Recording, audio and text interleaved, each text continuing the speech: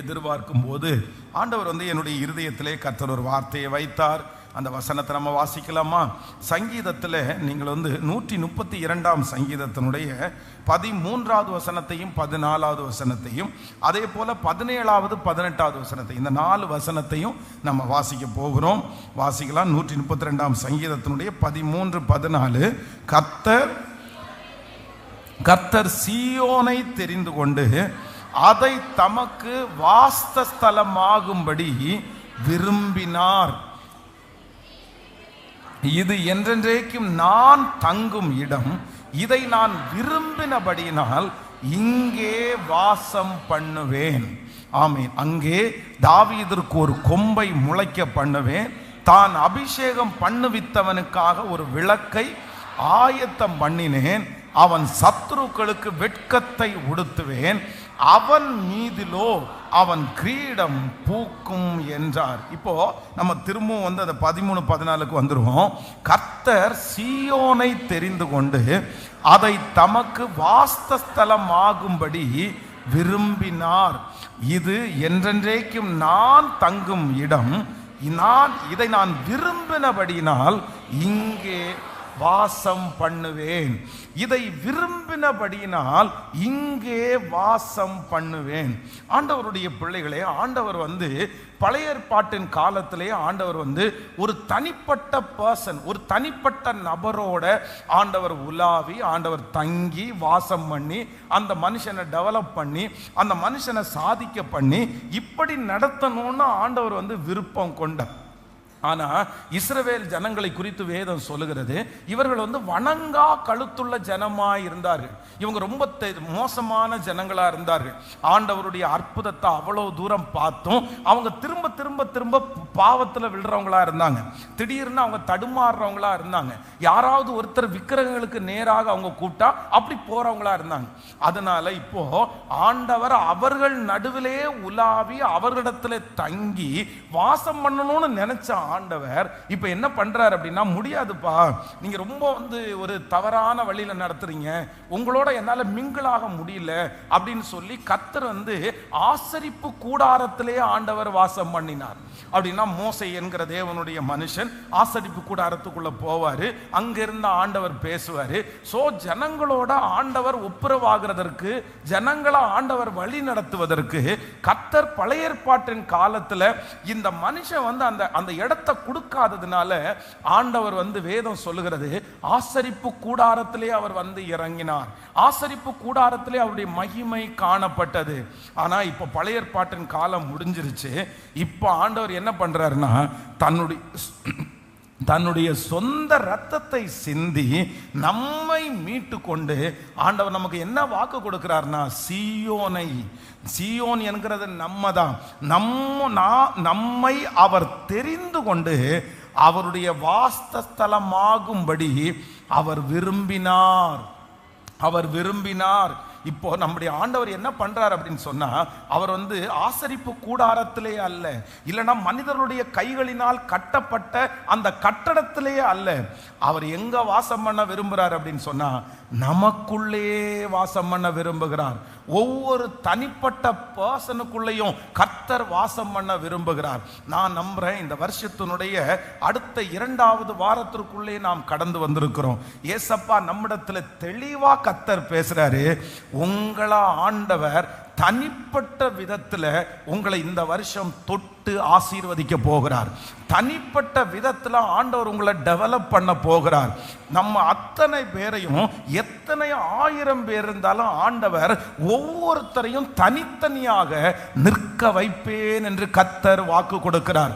நான் நம்புறேன் இதுவரைக்கும் நீங்க யாரையாவது ஒருத்தரை டிபெண்ட் பண்ணி இருந்திருக்கலாம், யாரையாவது ஒருத்தரை சார்ந்து நீங்கள் வாழ்ந்திருக்கலாம், யாராவது ஒருத்தர் செய்வாங்கன்னு நினைக்கலாம். இவங்கெல்லாம் இருக்கிறாங்க, இவங்க தான் பார்த்துக்கணும், இவங்க தான் என்ன டெவலப் பண்ணணும், எனக்கு அந்த அளவுக்கு நாலேஜ் இல்லை, எனக்கு அந்த அளவுக்கு செய்ய முடியாது, நான் யாரையாவது ஒருத்தரை எதிர்பார்த்து தான் வாழணும் அப்படின்ற சூழ்நிலையில யார் இந்த இடத்துல இருந்தாலும் கர்த்தர் இன்றைக்கு கிருபையாய் வாக்கு கொடுக்கிறார். வேறு எங்கிருந்தும் இல்லை, வேறு எவரிடத்திலும் இருந்து அல்ல, கர்த்தர் சொல்லுகிறார், உன்னை நான் தெரிந்து கொண்டேன், உன்னுக்குள் நான் வாசம் பண்ணும்படியாக நான் தெரிந்து கொண்டேன். உங்களை கர்த்தர் ஆசீர்வதித்து யாருடைய டிபெண்டும் இல்லாம உங்க தலைகளை கர்த்தர் உயர பண்ணி, கர்த்தர் உங்களை தைரியப்படுத்தி உங்களை கொண்டே அந்த காரியத்தை செய்து முடிப்பேன் என்று கர்த்தர் வாக்கு கொடுக்கிறார். நான் நம்புகிறேன் கர்த்தருடைய வார்த்தை நமக்கு நேராய் வருகிறது. உங்க கையை கொண்டு கர்த்தர் சம்பாதித்து அந்த கடனை கர்த்தர் அடைக்க பண்ணுவார். உங்க கைகளை கொண்டு கர்த்தர் அந்த வீட்டை கர்த்தர் கட்டுவார். உங்களை ஆண்டவர் ஆசீர்வதித்து ஒரு பெரிய மகிமைக்குள்ள கர்த்தர் உங்களை வழி நடத்துவார். அந்நியர்கள் அல்ல, சொந்தக்காரர்கள் அல்ல. கர்த்தர் சொல்லுகிறார், நான் உன்னை, கர்த்தர் உங்களை நம்புறவங்க நல்ல கரங்களை தட்டி உங்களை, சிஸ்டர் உங்க கையை ஆண்டவர் ஆசீர்வதிக்க போறாரு. பிரதர் உங்க கையை ஆண்டவர் ஆசீர்வதிக்க போறாரு. உங்களை ஆண்டவர் பயன்படுத்த போறாரு. உங்களுக்காக ஒரு பாதை திறக்க போகிறது. உங்களுக்காக ஆண்டவர் ஒரு வழியை கர்த்தர் கட்டளையிட போகிறார். உங்க வருமானத்தை ஆண்டவர் பெருக பண்ண போகிறார். உங்களுக்கு ஆண்டவர் ஞானத்தை கொடுக்க போகிறார். கர்த்தர் நம்மை கொண்டு நமக்குள்ளே வந்து நம்மளை டெவலப் பண்ணணும்னு ஆண்டவர் ரொம்ப விரும்புகிற தேவனா இருக்கிறார். உலகத்திலேயே பெரிய திருச்சபை எங்க இருக்குன்னா சியோன் அப்படின்ற இடத்துல இருக்கு. தென் கொரியா, அந்த கொரியா தேசத்துல அந்த கிட்டத்தட்ட 8 லட்சம் பேர் ஒரு ஆராதனைக்கு கலந்து கொள்வார்கள். உலகத்தில் இருக்கிற பல நாடுகளில் பார்த்தீங்கன்னா பல திருச்சபைகள் இருக்கிறது. இந்தியாவிலையும் பார்த்தீங்கன்னா, இந்தியாவில் நீங்கள் நார்த்துக்கு அந்த சைடு போயிட்டீங்கன்னா நிறைய திருச்சபைகள் பார்த்தீங்கன்னா லட்சக்கணக்கான ஜனங்கள் அட்டன் பண்ணுறாங்க. 2 லட்சம் பேர் ஒரு திருச்சபையில் கலந்து கொள்கிறார்கள். இன்னொரு திருச்சபையில் 1 லட்சம் பேர் கலந்து கொள்கிறார்கள். இப்படி மிகப்பெரிய பிரம்மாண்டமான திருச்சபைகள் இருக்கிறது. அதுல உலகத்திலே இருக்கிற எல்லா நாடுகளிலேயும் பெரிய சர்ச் சியோனிலே இருக்குது. கொரியால சியோன்ல இருக்குது. அதனுடைய போதகர் தான் யார் அப்படின்னா பாஸ்டர் பாலியாங்கிச்சோ. அவர் தான் இருக்கிறதுலே மூத்த போதகர். அவர் தான் அந்த திருச்சபையை கர்த்தர் அவரை கொண்டுதான் அந்த திருச்சபையை ஆரம்பிச்சார். அப்போ அவருடைய திருச்சபை ஆரம்பிக்கும் போது ஆரம்பத்தில் பார்த்தீங்கன்னா கொஞ்சம் பேர் தான் இருக்கிறாங்க, ஒரு சிலர் தான் இருக்கிறாங்க. உடனே அவர் என்ன பண்ணாராமா, அவருடைய கொரியா தேசத்திலே இருக்கிற ஒவ்வொரு பணக்காரர்களுடைய லிஸ்டையும் அவர் எடுத்தாராம். ஒவ்வொரு பணக்காரர்களுடைய பேர்களையும் வாங்கி அந்த பேரை ஒரு பேப்பர்ல வச்சு எழுதி, ஆண்டவரே இந்த நபரை ரட்சித்து நீங்க என் சர்ச்சுக்கு கூட்டிட்டு வாங்க, இந்த நபரை எங்க ஆலயத்திற்கு கூட்டிட்டு வாங்க. அப்படியே அந்த நாட்டில் இருக்கிற பணக்காரர்கள் எல்லாருடைய பேரையும் ஒன்னொன்னா சொல்லி சொல்லி சொல்லி இவங்களை எங்க சர்ச்சுக்கு கூட்டிட்டு வாங்க அப்படின்னு தொடர்ந்து ஜெபிச்சே இருக்கும்போது ஆண்டவர் ஒரு நாள் சொன்னாராமா, நீ ஜெபம் பண்ற ஜெபம் தப்பான ஜெபம். நீ எதுக்கு இந்த மாதிரி நீ ஜெபம் பண்ற? இந்த ஜெபத்தை நீ செய்யக்கூடாது. நீ என்ன பண்ண அப்படின்னு சொன்னா, அந்த மனுஷன் இங்க கொடுக்கணும், அந்த மனுஷனை ரட்சிச்சு இங்க கொண்டு என் சர்ச்சை பிளஸ் பண்ணுங்க, எங்க ஊழியத்தை பெருக்குங்க அப்படின்னு நீ ஜெபம் பண்ணாத. நீ உங்க சர்ச்சில் இருக்கிற அந்த ஏழையான, கொடுக்க முடியாத, வசதி இல்லாத அந்த பர்சன்ஸுடைய பேரை எழுதி வச்சு என் பிள்ளைய ஆசீர்வதிங்க, என் பிள்ளைய உயர்த்துங்க, இவங்க மூலமா திருச்சபை கட்டப்படணும் அப்படின்னு நீ ஜெபம் பண்ணு. அதுதான் சரியான ஜெபம்னு ஆண்டவர் கற்றுக் கொடுத்தாராமா. உடனே பாலியாங்கிச்சோ அந்த பேப்பரை மொத்தத்தையும் கிழிச்சு போட்டுட்டு தன்னுடைய சர்ச்சில் இருக்கிற அந்த கொஞ்சம் பேருடைய பேரை எழுதி வச்சுட்டு, ஆண்டவரே இந்த பிள்ளைய ஆசீர்வதியும். ஒரு சில ஆண்டுகளுக்குள்ளாகவே அந்த திருச்சபையில இவர் ஜெபம் பண்ண அத்தனை பிள்ளைகளும் சில மில்லியனியர்ஸா மாறினார்களாம், கோடீஸ்வரர்களாய் மாறினார்கள். இன்றைக்கு 8 லட்சம் பேர் இருக்கிற அந்த திருச்சபைக்கு அவர்கள் ஒரு பெரிய அடித்தளமாய் ஆண்டவர் அவர்களை மாற்றினார். அவர்கள் மூலமாய் ஆண்டவர் அந்த பட்டணத்தில் பெரிய பெரிய எழுப்புதல் கூட்டத்தை கத்தர் வைத்தார். சில நபர்கள், ஒரே ஒரு நபர்கள் அத்தனாயிரம் பேர் கூடுகிற அந்த முழு பொறுப்பையும் அவங்களே எடுத்துட்டாங்களாமா. இல்ல வேற யார்கிட்டையும் நீங்க சொல்ல வேண்டாம், அந்த மீட்டிங்கை நான் நடத்துறேன், என்னுடைய பணத்தினால் அந்த மீட்டிங்கை நடத்துறேன், இந்த இடத்துல ஒரு மீட்டிங் வச்சுக்கங்க. அவர் திடீரென்று 1 லட்சம் சோல்ஸ் அப்படின்னா 1 லட்சம் ஆத்துமாக்கள் அப்படின்றது மாதிரி சொன்னா, அந்த 1 லட்சம் ஆத்துமாக்களை சந்திக்கிறதுக்கு என்னென்ன தேவை இருக்குதோ மொத்தத்தையும் நான் கொடுத்துறேன், அந்த காரியத்தை நான் பண்ணிடுறேன். இப்படிப்பட்ட ஆயிரக்கணக்கான ஜனங்கள் அந்த திருச்சபையிலே எழும்பி அந்த தேசத்திற்கு ஒரு பெரிய எழுப்புதல் வீரர்களாய் மாறி இருக்கிறார்கள். அப்ப நான் என்ன விசுவாசிக்கிறேன் அப்படின்னு சொன்னா, கர்த்தர் வேறு மனிதர்கள் மூலமாய் அல்ல, வேற நபர்களை கொண்டு அல்ல, கர்த்தர் உங்களையும் என்னையும் ஆசீர்வதிப்பார். பர்சனலா ஆண்டவர் உங்களை ஆசீர்வதிப்பார். நீங்களும் ஒருவேளை அந்த ஊழியக்காரரை போல நீங்க ஜெபம் பண்ணிட்டு இருக்கலாம். ஆண்டவரே, இந்த மாதிரி இந்த நபருடைய மனசுல பேசுங்க ஆண்டவரே, அவரை கொண்டு வந்து என் பக்கமா திருப்புங்கப்பா, அவர் இந்த பணத்தை கொடுத்துட்டாரு நான் சரியாயிருவேன், இந்த மனுஷனை எழுப்புங்கப்பா, இந்த இவருடைய கண்கள்ல தயவு கிடைக்கட்டும், அந்த 5 சென்ட் சொத்தை கொடுக்கறதுக்கு தயவு கிடைக்கட்டும், இப்படியெல்லாம் நீங்க ஜெபம் பண்ணிட்டு இருக்கலாம். ஆனா நான் விசுவாசிக்கிறேன், அந்த ஜெபத்தை நீங்க மாத்தி, இல்ல எங்க அப்பா இல்ல, எங்க அம்மா இல்ல, எங்களுக்கு அங்க இருந்து அல்ல, எங்களுடைய மேனேஜர் இடத்திலிருந்து அல்ல, எங்க கைகளை ஆண்டவர் பிளஸ் பண்ணி, என்ன ஆண்டவர் ஆசீர்வதித்து, என்ன ஆண்டவர் பெருக பண்ணி, எனக்குள்ளே இருந்து எழும்பட்டும் அந்த ஆசீர்வாதம், நான் ஆரம்பிக்கட்டும் அந்த ஆசீர்வாதம். ஆமென். கர்த்தர் என் பிள்ளையை கர்த்தர் ஆசீர்வதிக்க போகிறார். கர்த்தர் என்னை கொண்டே கர்த்தர் செய்ய போகிறார். நம்புறவங்க நல்ல கைகளை மேல உயர்த்தி சத்தமா ஏசப்பாட்ட ஜெபம் பண்ணி, இயேசுவே, இப்பொழுது அவருடைய அபிஷேகம் இந்த இடத்திலே ஆமென் இருக்கிறது, அவருடைய வார்த்தை இந்த இடத்துல கடந்து வருகிறது. பிரதர், உங்களை கொண்டுதான் கர்த்தர் யாரையோ ஒருத்தரை திரும்பி சுட்டி காட்டி கர்த்தர் டைரக்டா பேசுறாரு. இல்ல, உன்னுடைய நிலைமை இன்றைக்கு மோசமான நிலைமை என்று கர்த்தருக்கு தெரியும். இன்னைக்கு ஒரு 5 பைசா எடுக்கிறது கூட பாடு என்று கர்த்தருக்கு தெரியும். ஆனா ஆண்டவர் வாக்கு கொடுக்கிறார், வேறு எங்கும் அல்ல, நான் உன்னை ஆசீர்வதிப்பேன். உன்னை தனிப்பட்ட விதத்துல கர்த்தர் ஆசீர்வதிப்பார். ஒரு வழி உங்களுக்காய் திறக்க போகிறது. கர்த்தர் உங்களுக்காக ஒரு பாதையை கர்த்தர் திறக்க போகிறார். நீங்கள் கையிட்டு செய்கிற வேலை ஆசீர்வதிக்கப்பட போகிறது. சத்தமா இயேசுவே, முழு பலத்தோடு, நீர் என்னை ஆசீர்வதித்தாலே ஒழிய, நீர் என்னை ஆசீர்வதித்தாலே ஒழிய, நீர் என்னை ஆசீர்வதித்தாலே ஒழிய. ஹல்லேலூயா. யாக்கோபு தன்னுடைய தகப்பனாரிடத்தில் ஆசீர்வாதத்தை வாங்கியாச்சு, தன்னுடைய சகோதரனிடத்திலிருந்து ஏமாத்தி ஆசீர்வாதத்தை வாங்கியாச்சு, தன்னுடைய தாயாருடைய மொத்த பங்கும் அவனுக்கு கிடைச்சிருச்சு, தன்னுடைய மாமனாருடைய வீட்டிலிருந்து அவ்வளவுதான், அவ்வளவு ஞானமா தப்பிச்சு நிறைய ஆடு மாடுகள் கிடைச்சிருச்சு. ஆனா இது எதுலையுமே அவனுக்கு ஒரு முழுமையான திருப்தி கிடைக்கவே இல்லை. யாக்கோபு பிந்தி தனித்திருந்தான். ஒரு பொழுது விடியும் மட்டும் ஒரு புருஷன் தன்னோடு போராடி மேற்கொள்ளாததை கண்டு, ஆமே, நீ என்னை விட்டு நாம் போகட்டும்னு சொல்லும் போது இந்த யாக்கோபு சொல்கிற ஒரு வார்த்தை என்ன அப்படின்னா, நீர் என்னை ஆசீர்வதித்தாலே ஒழிய, நீர் என்னை ஆசீர்வதித்தாலே ஒழிய. என்னுடைய மாமனார் கொடுத்திருக்கிற பிளஸிங் அது இருக்கட்டும் ஒரு பக்கத்துல, எங்க அம்மா அப்பா கொடுத்தது ஒரு பக்கத்துல இருக்கட்டும், என் அண்ணன் இடத்துல இருந்து நான் வாங்கினதெல்லாம் ஒரு பக்கத்துல இருக்கட்டும். நான் இப்போ ஒரு முடிவெடுக்கிறேன். எனக்கு என்ன பண்ணணும்னா, ஆண்டவரே, நீர் என்ன ஆசீர்வதிக்கணும், நீ ஏன் கையை ஆசீர்வதிக்கணும். இன்னொருத்தர் கொடுத்த ஆசீர்வதிக்கிறதுக்கு இருக்கட்டும், இன்னொருத்தர் எனக்கு தந்து இருக்கிற ஆசீர்வாதம் எல்லாம் இருக்கட்டும், அதெல்லாம் நான் விரும்பல. நீர் என்ன ஆசீர்வதிக்கணும்.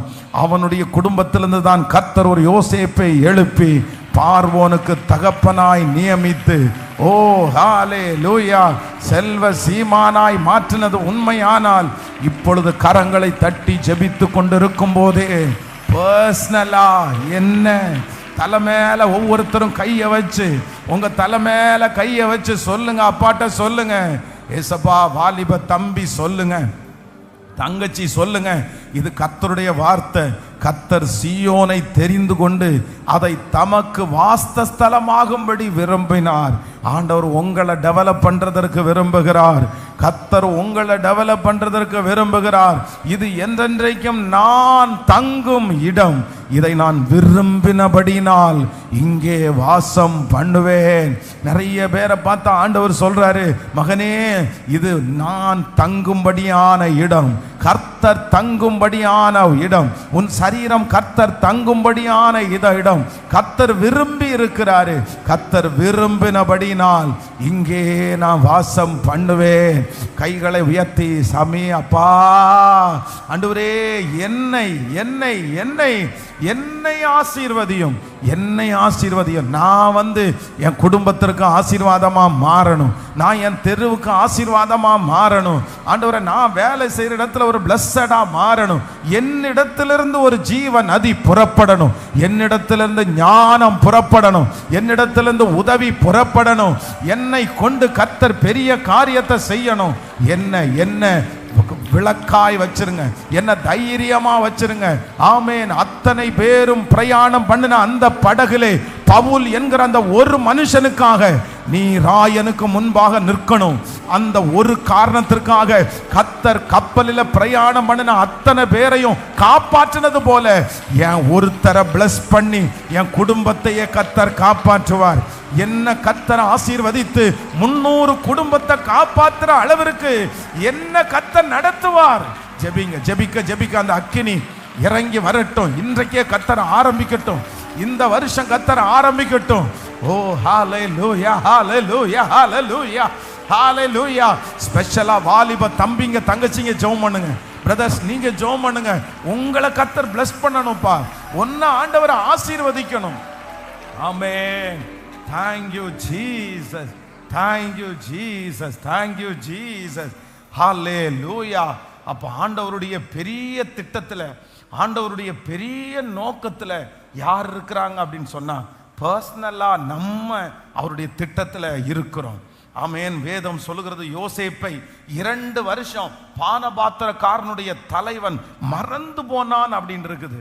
மறந்து போனான் 2 வருஷம் சுத்தமா ஞாபகமே அவனுக்கு இல்லையாமா. எப்படி அவனுக்கு ஞாபகம் இல்லாம போயிடும்? அவனுடைய வாழ்க்கையில அவ்வளோ பெரிய காரியத்தை செஞ்சவன், ஆனா 2 வருஷம் அப்படி மறந்துட்டான். காரணம் என்னன்னா யோசேப்ப பானபாத்திரக்காரனுடைய தலைவன் ஆசீர்வதிக்கணும்னு ஆண்டவர் நினைக்கல, பார்வோன் ஆசீர்வதிக்கணும்னு ஆண்டவர் நினைக்கல.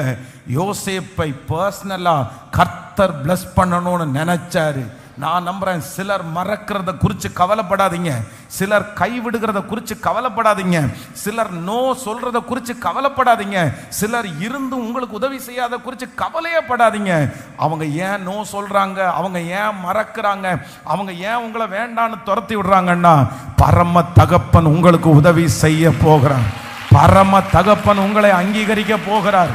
பரம தகப்பன் உங்களுக்கு ஹalleluya எல்லாவற்றையும் அவர் செய்ய போகிறார். அதற்காக தான் அந்த காரியம் நடக்கிறது. அதற்காக, ஏன்னா கர்த்தர் வாக்கு கொடுக்கிறார். கர்த்தர் சீயோனை தெரிந்து கொண்டு அதை தமக்கு வாசஸ்தலமாகும்படி விரும்பினார். அவருக்கு இவ்வளோ பெரிய உன்னதமான தெய்வம், மகா பெரிய தேவனாகிய கர்த்தர் எவ்வளவு நல்லவர். இத்தனை கோடிக்கணக்கான ஜனங்கள் இருந்தும் அவரை என்ன தெரிஞ்சுக்கிட்டு என்ன டெவலப் பண்ணி எனக்குள்ள ஒரு வாசஸ்தலம் ஆகும்படி விரும்புகிற தேவனுக்கு கரங்களை தட்டி ஒரு நன்றி சொல்லுவோம். ஐயா நன்றி, ஆமென். நன்றி நன்றி. கர்த்தர் நல்லவர். ஹல்லேலூயா. கர்த்தருடைய பிள்ளைகளே, இந்த வசனம் விசேஷமாக யார் இந்த இடத்துல ரொம்ப அழகா வர்றா அப்படின்னா தாவீது. அங்கே தாவீதிற்காக ஒரு கொம்பை நான் முளைக்க பண்ணுவேன், நான் அபிஷேகம் பண்ணுவித்தவனுக்காக ஒரு விளக்கை ஆயத்தம் பண்ணினேன். அப்போ இது என்ன அப்படின்னு சொன்னா, இந்த தாவீதிற்கு ஆண்டவர் சொல்லுகிற வார்த்தை, தாவீதிற்கு ரிசம்பலா அவருடைய பிள்ளைகளாகிய நமக்கும் ஆண்டவர் சொல்லுகிறார். அப்ப இதே அதிகாரத்தில் பார்த்தீங்கன்னா 2வது வாசித்த 17வது 18வது வசனத்துல ஒரு 3 விதமான ஆசீர்வாதங்களை ஆண்டவர் இந்த தாவீதுக்கு வைக்கிறார். ஸோ ரொம்ப ரொம்ப சீக்கிரமா ரொம்ப துரிதமா இந்த 3 காரியத்தையும் உங்களுக்கு சொல்லி நான் உங்களுக்காக ஜெபிக்க போறேன். கைகளை அசைத்து ஒரு ஹல்லேலூயா சொல்லலாம். ஆமென். நம்ம ஒவ்வொருத்தரையும் பர்சனலா ஆண்டவர் டெவலப் பண்றதுக்கு கர்த்தர் நினைக்கிறார். இந்த 2026 உங்களை தனித்துவப்படுத்த போகிறார். ஆமென். 1000 பேர் மத்தியிலே நீங்கள் தனித்துவமாய் மாறப்போகிறீர்கள். உங்கள் சொந்தங்கள் மத்தியிலே கர்த்தர் உங்களை தனித்துவப்படுத்தி கர்த்தர் நிறுத்த போகிறார். ஒவ்வொருத்தரையும் கர்த்தர் ஸ்பெஷலா கர்த்தர் அனௌன்ஸ் பண்ண போகிறார். கர்த்தர் ஆண்டவருடைய வெளிச்சம் உங்கள் மேல் தனிப்பட்ட விதத்திலே பிரகாசிக்க போகிறது. நீங்கள் தனியாக, எல்லாருடைய கண்களுக்கும் தனியாக வடிவமைக்கப்பட்டு காண்பிக்கப்பட போகிறீர்கள். நீங்கள் ஸ்பெஷலாய் பார்க்கப்பட போகிறீர்கள். எல்லாருடைய கண்களும் உங்களுக்கு நேராய் திரும்புவதற்கு ஆண்டவர் ஒரு வட்டம் போட்டு கர்த்தர் உங்களை காண்பித்து, ஹாலே இது நடக்கும், விசுவாசிக்கிறவர்களுக்கு நடக்கும். இது தீர்க்க தரிசனமான வார்த்தை, இது தீர்க்க தரிசனமான வார்த்தை. அப்படியே ஆண்டவர் செய்வாராக. ஹல்லேலூயா. ஒரு பெரிய கூட்டம் வரும்போது உலகத்தில் இருக்கிறவர்கள் தனித்தனியாய் சந்திக்கிறதுக்கு விரும்பவே மாட்டாங்க. ஏன்னா அவங்களுக்கு டைம் யோசிப்பாங்க, எப்படி சந்திக்கணும்னு முடியாது அவங்களால. அதனால 1000 பேருக்கு மொத்தமாக அடிச்சு விடுவாங்க. எத்தனை பேர் வராங்க கூட்டத்தை பார்த்தாங்கன்னா கூட்டத்துக்கு எல்லாருக்கும் மொத்தமாக தான் வரும். அந்த இடத்துல இண்டிவிஜுவலாக தனிப்பட்ட ஒரு பர்சனுக்கு அங்கே வந்து அனுமதியே கிடையாது. அந்த நபர் வந்து உள்ள வரவே முடியாது. ஆனால் ஆண்டவரை பொறுத்த வரைக்கும் அப்படி கிடையாது. நம்முடைய தேவன் 1,00,000 பேர் வந்தாலும் 1,00,00,000 பேர் வந்தாலும் தனித்தனியாய் அவர் சர்வ வியாபி, அவர் சர்வ வியாபி. இந்த வருஷம் நீங்க அதை பார்ப்பீங்க. இந்த வருஷம் கர்த்தர் உங்களை தனியா கர்த்தர் கொண்டு வந்து நிறுத்துறத நீங்க பார்ப்பீங்க. கர்த்தருடைய வருகை தாமதிக்கும்னா இந்த வருஷத்தினுடைய கடைசியில நீங்க சாட்சி சொல்லுவீங்க. என்ன சாட்சி சொல்லுவீங்கன்னா, கர்த்தர் என்ன கொண்டே கர்த்தர் செய்தார், என்னுடைய கரத்தை கொண்டே ஆண்டவர் செய்தார், என்னுடைய ஞானத்தை கொண்டே ஆண்டவர் செய்தார், என்னை கொண்டு ஆண்டவர் செய்கிறதற்கு வல்லவர். ஹல்லேலூயா. ஸோ நம்பர் 1, முதலாவதாக ஒரு வசனத்தை, 7வது வசனத்தை வாசிக்கலாமா? ஆமென். 7வது வசனத்தை வாசிக்கலாம். அங்கே தாவீதிற்காக ஒரு கொம்பை முளைக்க பண்ணுவேன், நான் அபிஷேகம் பண்ணுவித்தவனுக்காக ஒரு விளக்கை ஆயத்தம் பண்ணினேன். ஆண்டவருடைய பிள்ளைகளே, நம்பர் 1, முதலாவதாக தாவீதிற்காக ஒரு கொம்பை முளைக்க பண்ணுவேன். தாவீதிற்காக ஒரு கொம்பை முளைக்க பண்ணுவேன் அப்படின்னா, நான் தெரிந்து கொண்ட பிள்ளைக்காக, நான் தெரிந்து கொண்ட தாசனுக்காக ஒரு கொம்பை முளைக்க பண்ணுவேன். அப்போ ஆண்டவர் இன்னைக்கு நமக்கு வாக்கு கொடுக்கிறாரு. நம்மளை ஆண்டவர் பர்சனலா தனித்தனியா தெரிந்து கொண்டு நம்மை கொண்டே ஆண்டவர் எல்லாவற்றையும் செய்வேன் என்று வாக்கு கொடுக்கிறார். நம்மை கொண்டு எல்லாவற்றையும் செய்வேன் என்று வாக்கு கொடுக்கிற கர்த்தர் நமக்காக ஆண்டவர் ஒன்று பண்றாரு. என்ன பண்றாரு அப்படின்னு சொன்னா, ஒரு கொம்பை முளைக்க பண்ணுவேன். நான் நம்புகிறேன் இந்த ஆண்டு இந்த சத்தத்தை கேட்கிற நிறைய பேருடைய வாழ்க்கையிலே ஒரு கொம்பு முளைக்க போகிறது. ஆமென். கர்த்தர் ஆரம்பிக்க போகிறார், கர்த்தர் துவங்க போகிறார். இந்த வருடம் ஒரு துவக்கத்தை நீங்கள் பார்க்க போகிறீர்கள். இந்த துவக்கம் நாளுக்கு நாள் வளர்ந்து கொண்டே போகிறது. நமக்கு துவங்குகிற கர்த்தர் அவர். ஒரு கொம்பை முளைக்க பண்ணுகிறதற்கு கர்த்தர் வல்லவர். சிம்சோனுடைய தலைமுடி மொட்டையாக்கப்பட்டு திரும்ப வளரும் என்கிற நம்பிக்கை எல்லாருக்கும் அற்று போயிருச்சு. ஆனா வேதம் சொல்லுகிறது, அந்த முடி முளைக்க தொடங்கினது. அந்த முடி முளைக்க தொடங்கின உடனே, அந்த கொம்பு முளைக்க ஆரம்பிச்ச உடனே என்ன நடக்குது அப்படின்னு சொன்னா, இழந்து போன அந்த பலன் கொஞ்சம் கொஞ்சமாய் அந்த மனுஷனுக்கு திரும்ப வருகிறது. ஹல்லேலூயா. நம்பர் 1, இந்த கொம்பு அப்படின்றதுக்கு என்ன அர்த்தம் அப்படின்னு சொன்னா, பெலம் அப்படின்னு அர்த்தம். கொம்பு என்கிறதுக்கு என்ன அர்த்தம்? பெலன். கர்த்தர் தாவீதிற்காக அங்கே பெலத்தை முளைக்க பண்ணினார். இந்த ஆண்டு கர்த்தர் நமக்கு கொடுக்கிற ஃபர்ஸ்ட் பிளெஸிங் என்னன்னா, உங்களை தனிப்பட்ட விதத்தில் உங்களை கொண்டு நான் எல்லாத்தையும் செய்ய போறேன். அதற்கு உங்களுக்குள்ளே வைக்கிற முதல் ஆசீர்வாதம் என்னன்னா, கர்த்தர் உங்களை பலப்படுத்த போகிறார். காண்டா மிருகத்திற்கு ஒத்த பலனை இந்த சத்தத்தை கேட்கிற நிறைய பேருக்கு ஆண்டவர் தரப்போகிறார். இதற்கு மேல், இந்த நாளுக்கு மேல் ஒரு புது பலன் உங்களிடத்திலே வரும். சகிக்கக்கூடிய பலத்தை கர்த்தர் உங்களுக்கு தருவார். இனி பலவீனமாய் நீங்கள் இருப்பது இல்லை, நீங்கள் பலன் அடைய போகிறீர்கள். ஓ, உங்களை பலப்படுத்துகிற கிறிஸ்துவின் நாள் எல்லாவற்றையும் செய்ய நமக்கு பலன் உண்டு. கர்த்தரால் அனுப்பப்படுகிற ஒரு அசூர பலத்தை ஆண்டவர் கிருபையாய் தரப்போகிறார்.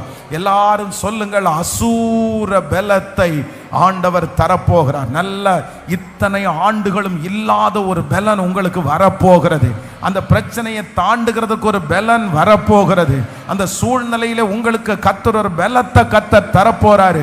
ஆமென். எல்லாரும் பயப்படுகிற காரியத்திற்கு நீங்கள் பயப்படாத ஒரு அசூர பலத்தை ஆண்டவர் தரப்போகிறார். சில கோலியாத்திற்கு முன்பாக நிற்கிறதற்கு இந்த ஆண்டு கர்த்தர் உங்களுக்கு ஒரு பலத்தை கர்த்தர் தரப்போகிறார். இந்த ஆண்டு பயத்தினுடைய ஆண்டு அல்ல, பயப்பட்டு ஒதுங்குகிற ஆண்டு அல்ல. இந்த ஆண்டு கர்த்தர் உங்களுக்கு காண்டா மிருகத்திற்கு ஒத்த பலனை, ஒரு கொம்பை கர்த்தர் முளைக்க பண்ணுவார். ஒரு பலத்தை ஆண்டவர் முளைக்க பண்ணுவார். ஹல்லேலூயா, thank you ஜீசஸ். நீங்க எப்படி நிப்பீங்கன்னா பலத்தோட கர்த்தர் உங்களை நிக்க வைப்பார். ஆமென். பலவீனங்கள் எல்லாம் மாறும். மன பலவீனங்கள் மாறும்.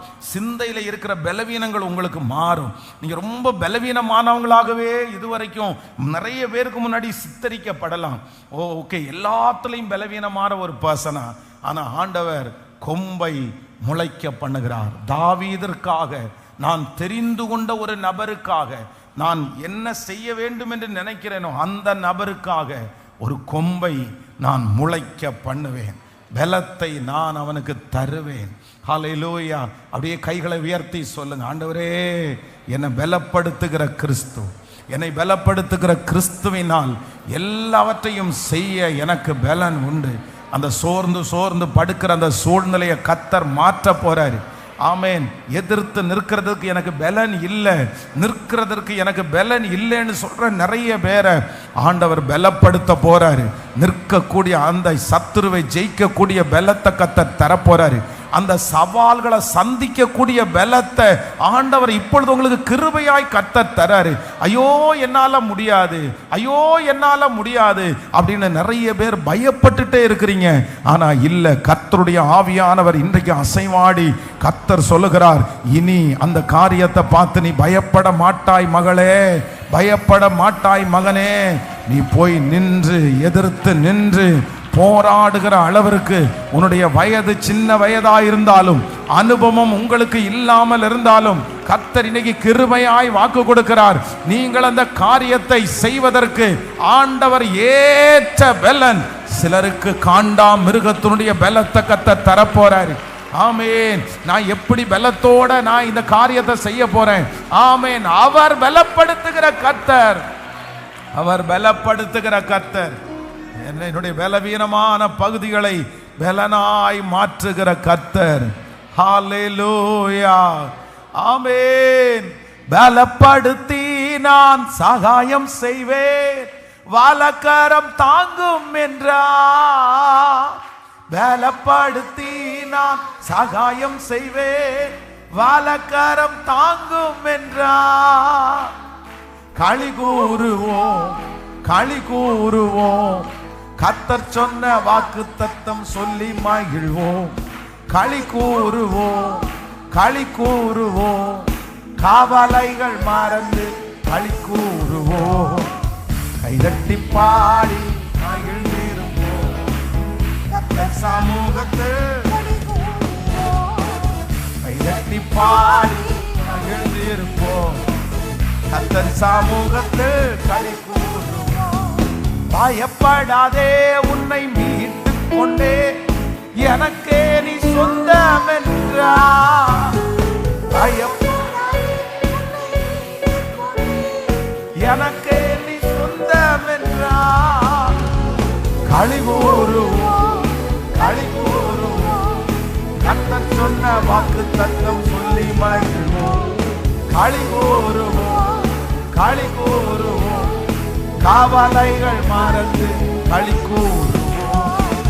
கைதட்டி பாடி மகிழ்ந்திருப்போம், கர்த்தர் சமூகத்தில் களி கூறுவோம். கைதட்டி பாடி மகிழ்ந்திருப்போம், கர்த்தர் சமூகத்தில் களி கூறுவோம். ஹல்லேலூயா, ஆமென். ஒரே ஒரு கழுதையினுடைய தாடை எலும்பு, கழுதையினுடைய தாடை எலும்பு. ஆனா ஆண்டவருடைய பலன் சிம்சோன் மேல வந்த உடனே அந்த சாதாரணமான அந்த பலன் குறைந்த அந்த சின்ன கழுதையினுடைய தாடை எலும்புல 1000 பேரை ஜெயிக்கிற அளவிற்கு கர்த்தருடைய பலன் அவன் மேல இறங்கிருச்சு. அவனை கட்டுகிற கயிறை தீப்பட்டது மாதிரி போகிற அளவிற்கு ஆண்டவருடைய பலன் அவன் மேல் இறங்கினது. வேதம் சொல்லுகிறது, ஆவியானவர் அவன் மேல இறங்கினாரு. கர்த்தருடைய பலன் அவன் மேல இறங்கின உடனே அவன் அந்த மனுஷனை அறியாமலே என்ன வந்துச்சு அப்படின்னா, சவால்களை சந்திக்கிறதுக்கு ஒரு தைரியம் வந்துருச்சு, பிரச்சனையை சந்திக்கிறதுக்கு ஒரு தைரியம் வந்துருச்சு. கோலியாத் அவ்வளோ பெரிய ஆளு, எல்லாரும் பயந்து பயந்து போறாங்க. ஆனா ஒரு தாவீது என்கிற ஒரு மனுஷனை ஆண்டவர் தைரியப்படுத்துறாரு, கர்த்தர் பலப்படுத்துறாரு. ஆண்டவருடைய பலன் தாவீதுக்குள்ள வந்த உடனே கோலியாத்தை பார்த்து எல்லாரும் பின்னாடி போனாலும் தாவீது பின்னாடி போகல, அவன் முன்னாடி கடந்து போனான். நான் நம்புறேன் இந்த ஆண்டு உங்களுக்கு விரோதமாய் எவ்வளவு பெரிய கோலியாத்துகள் வந்தாலும், எவ்வளவு பெரிய பார்வோனுடைய சேனைகள் உங்களுக்கு விரோதமாய் வந்தாலும், கிழக்கத்தி புத்திரர் தெற்கத்தி புத்திரர் இப்படிப்பட்ட நிறைய மனிதர்கள் உங்களுக்கு விரோதமாய் வந்தாலும், அத்தனை பேரும் பயந்து பயந்து பின்னாடி எடுத்தாலும் உன்னதமானவருடைய பலன் உங்களுக்கு இந்த ஆண்டு கிடைக்க போகிறது. இந்த வருஷத்துல உன்னதமானவருடைய பலத்தை ஆண்டவர் தரப்போறாரு. அந்த காரியத்தை தைரியமா நீங்க நின்று அதை தாண்டி தைரியமா செய்து முடிக்கிறதற்கு, தைரியமாய் வெற்றி அடைவதற்கு காண்டா மிருகத்திற்கு ஒத்த பலன், காண்டா மிருகத்திற்கு ஒத்த பலன் கர்த்தர் தைரியப்படுத்துகிறார். இந்த ஆராதனை நேரத்தில் நிறைய பேரை கர்த்தர் பலப்படுத்துகிறார். சொல்லுங்க, இயேசுவேனை பலப்படுத்தும், இயேசுவேனை பலப்படுத்தும். ஹல்லேலூயா. உங்களை அறியாமலே ஒரு பலன் இந்த வருஷம் உங்களுக்குள்ள கிரியை செய்கிறத நீங்க உணர போறீங்க. நீங்க உங்களை பார்த்து நீங்க ஆச்சரியப்படுவீங்க, நான் இவ்வளவு பலசாலி கிடையாதே, நான் இவ்வளவு பலம் உள்ளவன் கிடையாதே, நான் ஏன் எப்படி பலனானேன். நான் நம்புறேன் அந்த பலம் காண்டா மிருகத்திற்கு கொம்பை, தாவீதிற்காக ஒரு கொம்பை முளைக்க பண்ணின கர்த்தர் உங்களுக்கு ஒரு பலத்தை கர்த்தர் தருவேன் என்று கிருபையாய் வாக்கு கொடுக்கிறார். காரணம் என்ன அப்படின்னா, கர்த்தர் சொல்லுகிறார், உங்களை கொண்டுதான் நான் வர்த்திக்க பண்ணுவேன், உன்னை கொண்டுதான் நான் பெருக பண்ணுவேன், உன்னை கொண்டுதான் அந்த கடன்களை நான் முடிப்பேன், உன்னை கொண்டுதான் அந்த வீட்டை நான் வாங்குவேன், உன்னை கொண்டுதான் நான் ஆயிரங்களை ரட்சிப்பேன், உன்னை கொண்டுதான் நான் திருச்சபைகளை கட்டுவேன், உன்னை கொண்டுதான் கர்த்தர் அந்த காரியத்தை செய்ய போகிறார். பர்சனலா ஆண்டவர் நம்மை கொண்டு இந்த வருஷம் அப்படிப்பட்ட வருஷம்தான். கர்த்தர் தனியாய் ஒவ்வொருத்தரையும் வேறு பிரித்து நிற்க பண்ணுகிற ஒரு ஆண்டு. ஹல்லேலூயா. ஆமென். நம்பர் 1, முதலாவதாக தாவீதிற்கு கொடுத்தது, தாவீதிற்காக ஒரு கொம்பை முளைக்க பண்ணுவேன். நம்பர் 2, இரண்டாவதாக அந்த வசனத்தை திரும்ப நம்ம 132ஆம் அதிகாரத்தினுடைய 17வது வசனத்தை திரும்ப வாசிக்கலாம். அங்கே தாவீதிற்கு ஒரு கொம்பை முளைக்க பண்ணுவேன், நான் அபிஷேகம் பண்ணுவித்தவனுக்காக ஒரு விளக்கை ஆயத்தம் பண்ணினேன், நான் அபிஷேகம் பண்ணுவித்தவனுக்காக ஒரு விளக்கை ஆயத்தம் பண்ணினேன். ஹல்லேலூயா.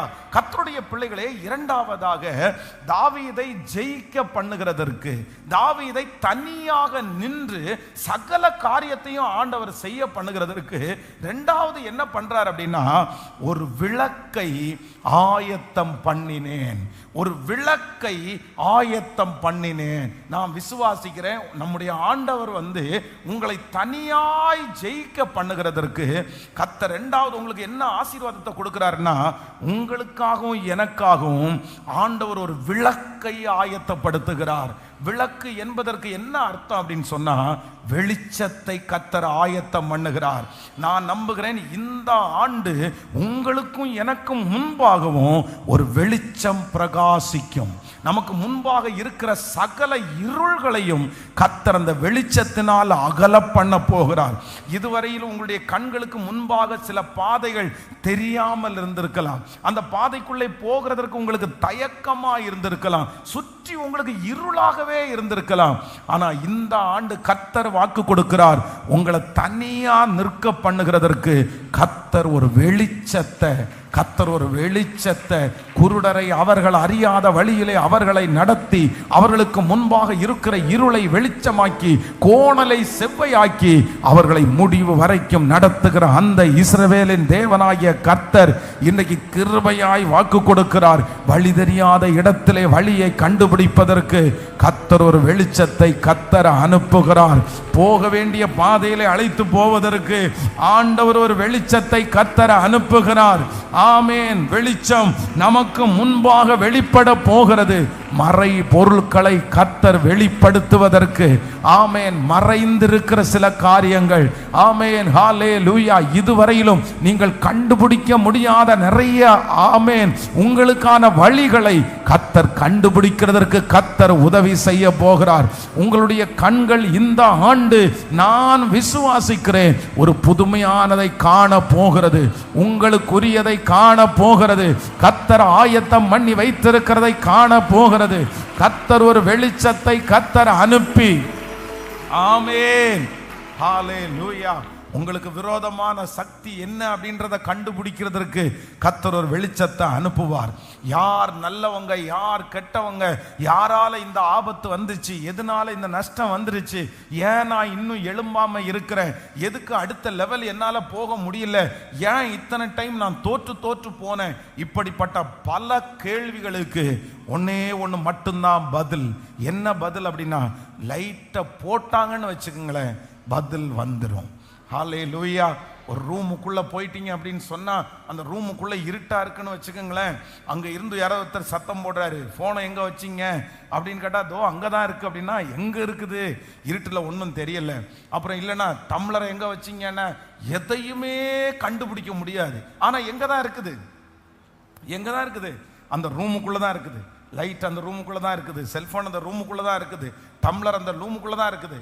ஆனால் ஏன் கண்டுபிடிக்க முடியல, ஏன் கண்டுபிடிக்க முடியல?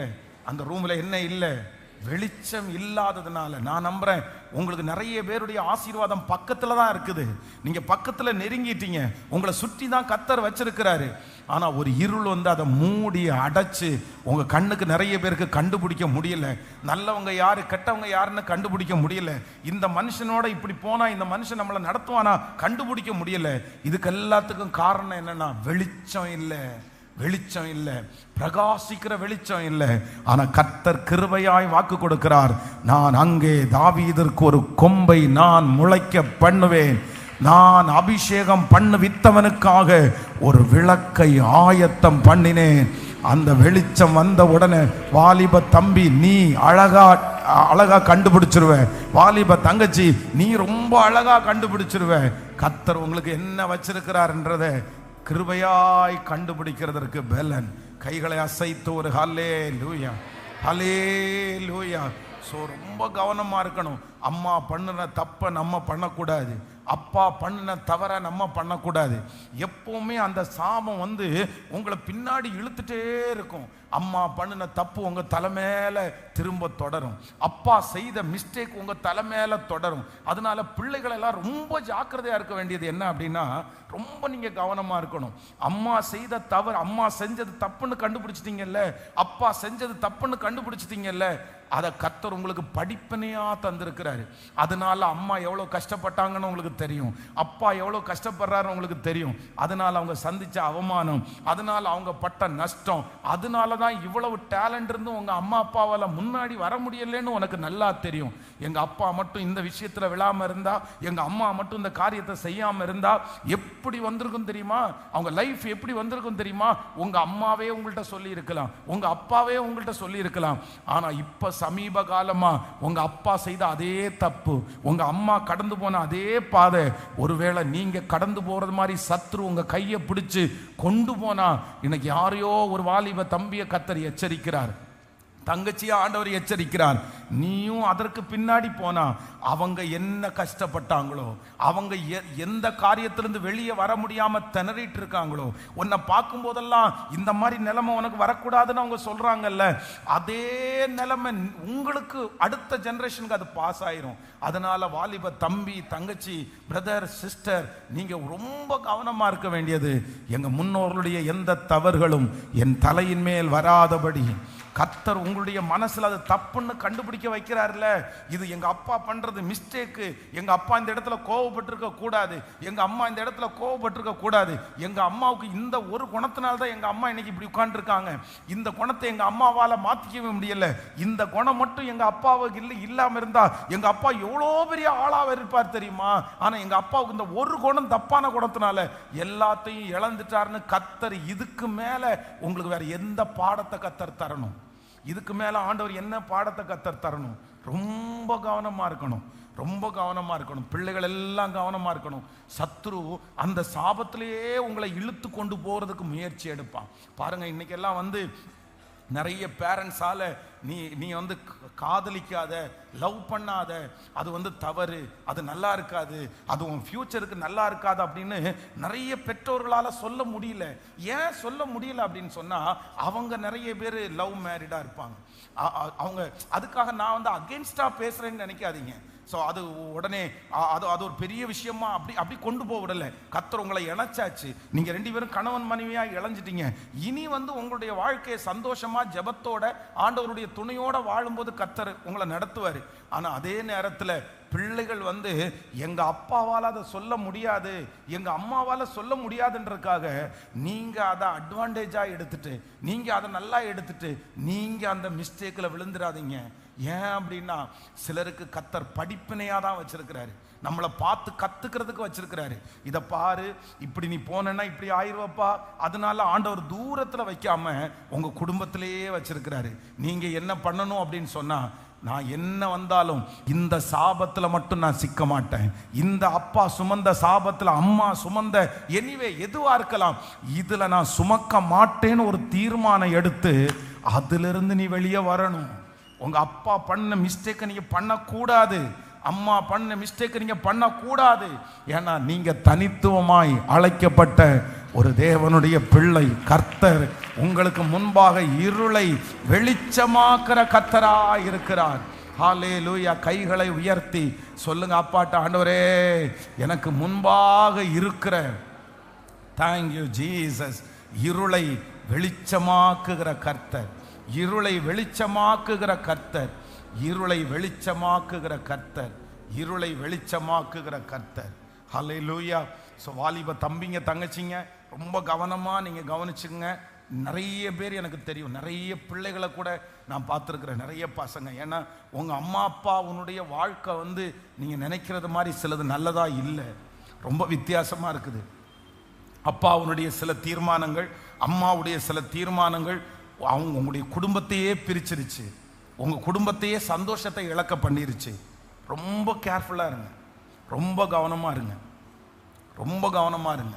உங்கள் அம்மா அப்பா ஏதோ வாழ்றணும்னு வாழ்கிறாங்க, அவங்க ஏதோ கர்த்தருக்குள்ளே வந்த உடனே சமாதானமாக சந்தோஷமாக சரி வாழ்கிறாங்க. ஆனால் அவங்களுக்கு இந்த வாழ்க்கை கிடையாது, அவங்க வாழ வேண்டியது இந்த வாழ்க்கை கிடையாது.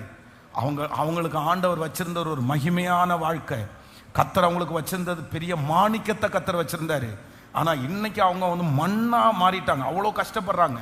அவங்கள்ட்ட நீங்கள் கேட்டு பாருங்க, நான் இதனால தான் இவ்வளோ கஷ்டப்படுறேன், நான் இந்த பிரச்சனையில தான் இவ்வளோ கஷ்டப்படுறேன். உங்கள் அம்மா அப்பா அடிக்கடி ஒன்றை அதான் சொல்கிறாங்க, நீ என்ன மாதிரி மாறிடாத, நீ என்ன மாதிரி இருக்காத, நீ என்ன மாதிரி இருக்காத, நீயாவது நல்லா வாழு, நீயாவது நல்லா வா அப்படின்னு உங்கள்கிட்ட சொல்லிகிட்டே இருக்காங்க.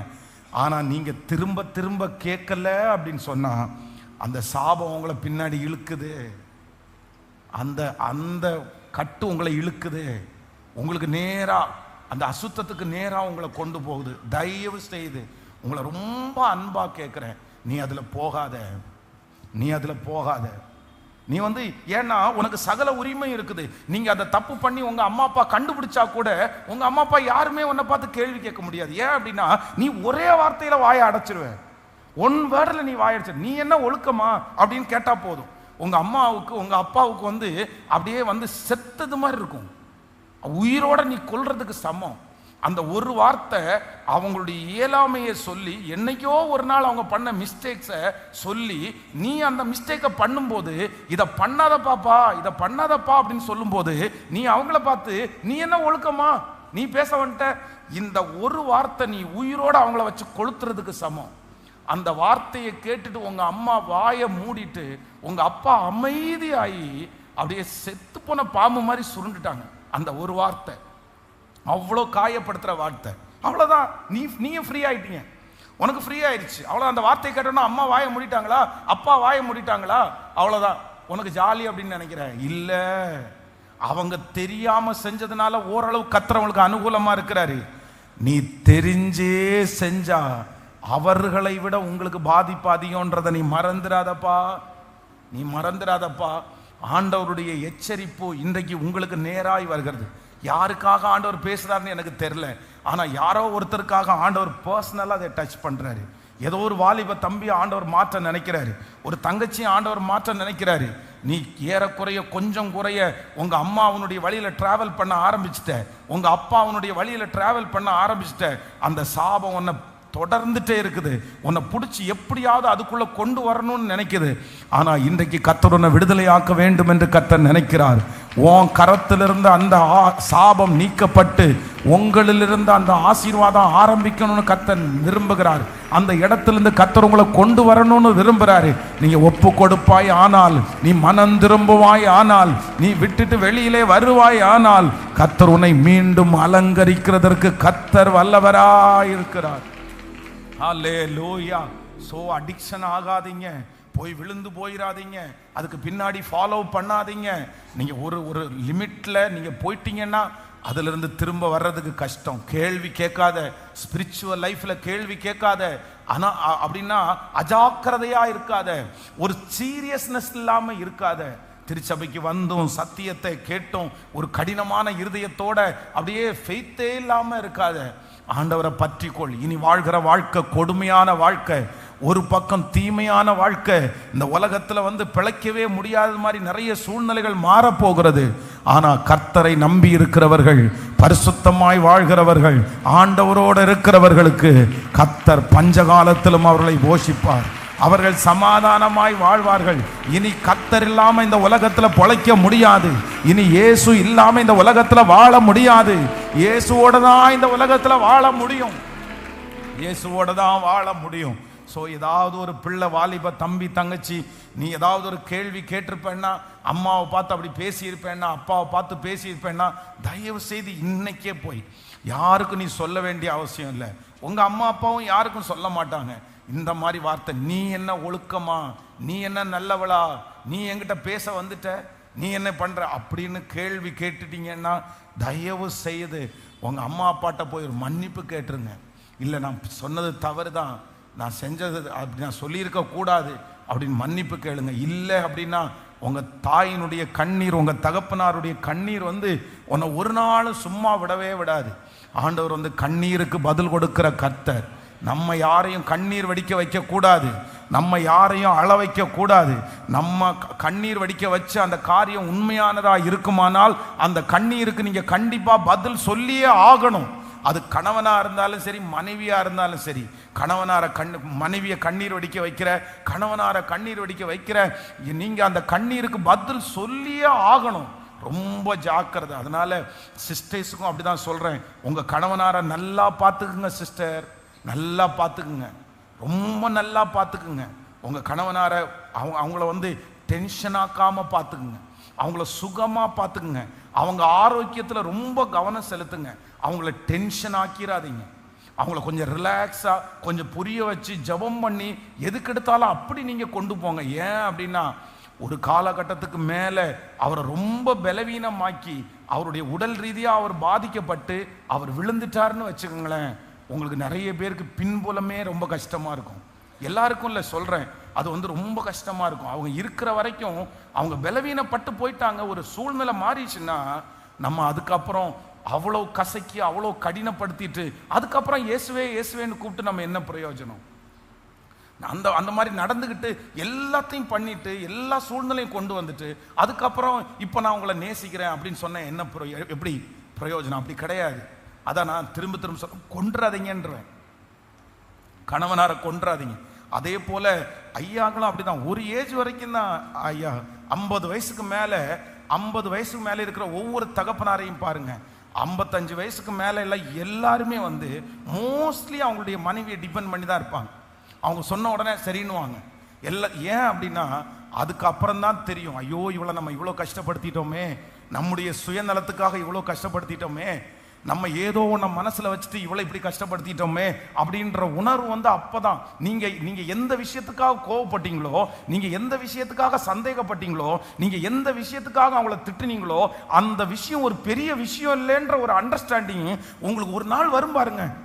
சரி, நம்ம இப்படி போய் புரிஞ்சுக்காம இப்படி போய் அவளை திட்டோமே, புரிஞ்சுக்காம இவ்வளோ போய் இவ்வளோ கஷ்டப்படுத்திட்டோமே அப்படின்ற ஒரு சூழ்நிலை உங்களுக்கு வரும்போது உங்களுக்கு ரொம்ப கஷ்டமா இருக்கும், ரொம்ப கஷ்டமாக இருக்கும். அண்டர்ஸ்டாண்டிங் அப்படின்றது வந்து ஒரு கணவன் மனைவிக்குள்ள கண்டிப்பாக அவசியமான ஒன்று.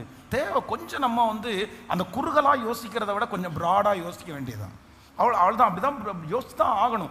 அப்படி யோசிச்சாதான் நீங்கள் வந்து குடும்பத்தை நல்லா கட்ட முடியும். இன்னைக்கு நிறைய குடும்பங்களில் வர பிரச்சனைக்கு காரணம் என்ன அப்படின்னா இந்த குறுகலாக யோசிக்கிறது தான், சின்ன மைண்டாக யோசிக்கிறது தான், ஒரு ப்ராட் மைண்ட் இல்லாமல் அப்படி யோசிக்கிறது தான். சரி, ஓகே, அவருக்கு இந்த மிஸ்டேக் இருக்கும், அவ்வளோதான், ஏப்பா இப்படி பண்ணுறீங்க, அந்த மாதிரி தான். அப்படி நம்ம கொண்டு போய் தான் ரெடி பண்ண முடியும். இல்லை அப்படின்னா ரொம்ப கடினமாய் ரொம்ப வித்தியாசமாக நடத்தினா வந்து குடும்பத்தை கட்டி காக்கவே முடியாது. அதனால் அந்த ஞானத்தை கர்த்தர் தருவார். அதற்கு ஒரு வெளிச்சம் தேவை. அந்த குடும்பத்தை நடத்துவதற்கு ஒரு வெளிச்சம் தேவை. கணவனாரை நடத்துவதற்கு ஒரு வெளிச்சம் தேவை. வாலிப பிள்ளைகளுக்கு முன்னாடி இருக்கிற தப்புகளை கண்டுபிடிக்கிறதுக்கு ஒரு வெளிச்சம் தேவை. அதற்காக தான் கர்த்தர் வாக்கு கொடுக்கிறார், தாவீதிற்கு ஒரு கொம்பை முளைக்க பண்ணுவேன், நான் அபிஷேகம் பண்ணினவனுக்காக ஒரு விளக்கை ஆயத்தம் பண்ணினேன். அந்த விளக்கு இந்த சத்தத்தை கேட்கிற அத்தனை பேருக்கும், ஆன்லைன்ல இந்த சத்தத்தை கேட்கிற அத்தனை பேருக்கும் ஒரு விளக்கு ஆயத்தப்படுத்தப்படட்டும். அந்த பாவத்தை கண்டுபிடிக்கிறதுக்கு ஒரு விளக்கு ஆயத்தப்படுத்தப்படட்டும். முன்னாடி இருக்கிற ஆசீர்வாதத்தை கண்டுபிடிக்கிறதுக்கு ஒரு விளக்கு ஆயத்தப்படுத்தப்படணும். தனக்கு முன்பாக இருக்கிற வேலையை நேர்த்தியாய் செய்வதற்கு ஒரு விளக்கு ஆயத்தப்படுத்தப்படட்டும். அந்த குடும்பத்தை நடத்துறதற்கு ஒரு விளக்கு ஆயத்தப்படுத்தப்படட்டும். ஒரு விளக்கு ஆயத்தப்படுத்தப்படட்டும். ஸோ எங்க வாங்க அப்படின்னு சொன்னா, இருளிலிருந்து எங்க வரணும்? நீங்க சத்தமா சொல்லுங்க. எல்லாருமே பக்கத்துல கையை பிடிச்சு சொல்லுங்க, வெளிச்சத்திற்கு வாங்க, வெளிச்சத்திற்கு வாங்க, வெளிச்சத்திற்கு வாங்க. ஹலோ, ஆமேன் சொல்லுங்கள். கணவன் மனைவி நல்லா யோசிச்சுக்குங்க. நீங்க ரெண்டு பேருமே ஒப்புரவாய் தான். கேட்கல, சத்தமா சொல்லுங்க. இன்னைக்கு ஆகலைன்னா கூட என்னைக்காவது ஒரு நாள் ஆயித்தான் ஆகணும். ஏன்னா இப்பெல்லாம் பிரிஞ்சு கிடக்கிறவங்க கடைசியில் பிள்ளைக்கு மேரேஜ், பையனுக்கு மேரேஜ் வரும்போது யார் வேணும்? அம்மாவும் வேணும், அப்பா வேணும். குழந்தை பொண்ணு வயிற்றுல மாசமா இருந்தா யார் வேணும்? சத்தமா சொல்லுங்க, அம்மா வேணுமா? அப்போ தன்னை போல நமக்கு என்ன வந்துடும்? பாசம் வந்துடும். எல்லாரும் அப்போ நான் சொல்றேன், அப்போ சரி, அப்படி சரியாகிறதுக்கு இப்பவே கேட்கல. ஸோ நம்ம தானே, நம்ம சரீரம் தானே. உங்க சரீரத்தில் நீங்க எத்தனை மிஸ்டேக் பண்றீங்க, எத்தனை தவறு பண்றீங்க. நீங்க வந்து நான் எங்கேயாவது ஒரு இடத்துல போய், நானாயா மோசமான ஆளியா, நேற்றைக்கு இதை செஞ்சேன்யா, நேற்றைக்கு இந்த தப்பு பண்ணையா அப்படின்னு எங்கேயாவது போய் சொல்றீங்களா? ஹலோ, சொல்றீங்களா? உங்களை குறித்து நீங்க இன்னைக்கு ஏதோ மேனேஜருக்கு விரதமாக ஒன்று பண்ணிட்டீங்கன்னு வைங்களேன், நாளைக்கு போய் எல்லாருக்கும் முன்னாடி நின்று நான் மேனேஜருக்கு முன்னாடி இப்படி பண்ணேன் சொல்லுவீங்களா? முடிஞ்ச வரைக்கும் என்ன பண்றீங்க? அதை மறைச்சு அதை ரெடி பண்ணி நீங்க சரி பண்ண பாக்குறீங்க. ஏன்? அது யார் சரீரம்? சொல்லுங்க. உங்க சரீரம். நீங்க வாழ்ந்துதான் ஆகணும், நீங்க இருந்துதான் ஆகணும், நீங்க மன்னிச்சுதான் ஆகணும், நீங்க ரெடி பண்ணி தான் ஆகணும். ஏன்னா உங்க சரீரம் அது. இதே போலதான் யாரும் கணவனாரும் உங்க சரீரம், மனைவியும். சத்தமா சொல்லுங்க. எத்தனை நாள் முறைச்சிருக்க போறோம்? எத்தனை நாள் ஈகோ பார்க்க போறோம்? எத்தனை நாள் அவ பெருசா நான் பெருசான்னு பார்க்க போறேன்? அட போப்பா, விடுப்பா, என்ன உங்ககிட்ட தான் நான் தாழ்ந்து போறேன், எங்கிட்ட தான் நீ தாழ்ந்து போற. ஒரு கணவன் மனைவிட்ட தாழ்ந்து போறதோ, ஒரு மனைவி கணவன்கிட்ட தாழ்ந்து போறதை குறித்து அதை ஈகோவா பார்க்குறீங்க அப்படின்னா நீங்க இன்னும் ரட்சிக்கவே படலைன்னு அர்த்தம். நீங்க இதுக்கு பைபிளை மூடிட்டு வீட்டிலே உட்காந்துக்கலாம். எப்படி? அப்போ சொந்த மனைவி சொந்த சரீரத்தினிடத்துல வந்து என்ன, எத்தனையோ பேர் எப்படி வாழ்றாங்க, எப்படி எல்லாமோ வாழ்றாங்க. ஆனா நீங்க அது எப்படி இப்படி இருக்கா? அதனால ஆண்டவருடைய பிள்ளைகள் வந்து ஒரு நாள் விட்டுருங்க, பரவாயில்ல. நான் என்ன சொல்றேன்னா, அந்த டென்ஷனை சுமக்கிற வரைக்கும் நமக்கும் உங்களுக்கும் தலைவலி தான். ஒப்புரவாகாம ஒரு வீட்டில் சண்டையோட உட்கார்ந்துருந்தா எப்படி இருக்கும் நினைச்சு பாருங்க. ஐயோ, அப்படி டென்ஷனா இருக்காது? ரொம்ப என்ன இப்படி இருக்கிறீங்க, நீங்கெல்லாம் ரொம்ப ஜாலியா இருப்பீங்க போல தெரியுது. சண்டை போட்டா பரவாயில்லப்பா, நான் தனியா ஹோட்டல்ல சாப்பிட்டுட்டு இருப்பேன், அவ பாட்டுக்கு வீட்டில் செஞ்சு கொடுக்குற ரசத்தை எத்தனை நாள் சாப்பிட்றது அப்படின்னு பிரதர்ஸ் கொண்டிருக்க மாதிரி இருக்குது. அப்படி இல்லை, அது ரொம்ப கஷ்டமான ஒன்று. அதனால ஒன்றும் இல்லை, சரி பரவாயில்ல போப்பா, நீ தானே.